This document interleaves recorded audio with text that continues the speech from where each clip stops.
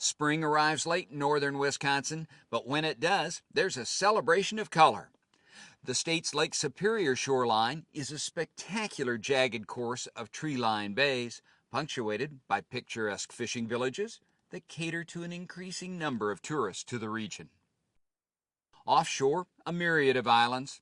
There's a car ferry to Madeline Island and boat cruises to the other Apostle Islands, part of the Apostle-Island-National-Lakeshore, run by the National Park Service. First of all, most of you are probably aware that we're on Lake Superior. On our trip today, we're going to travel through water that varies from as little as 15 feet to just about 300 feet deep. And of course, we're headed out among a group of islands known as the Apostles. Now, there are 22 islands out here. 21 of them make up what's called the Apostle-Islands-National-Lakeshore. We do know that the name came from the earliest Europeans here. For the most part, these were French fur traders and missionaries who first got to the area in the early to mid-1600s. When they got here, they called these the Apostle Islands.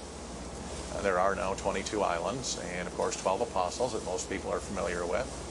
A lot of people want to get the numbers to work out somehow, but really they just don't.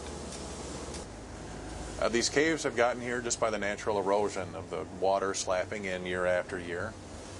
It'll start by wearing away some of the weaker parts of the stone, and that makes some smaller openings, kind of like what's next to us now.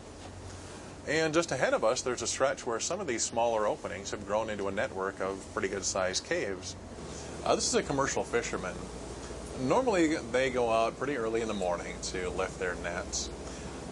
As they're headed back in towards town, they're cleaning the fish that they've caught, and that's kind of why the seagulls are following along. As they clean the fish, any spare fish parts they have, they throw overboard.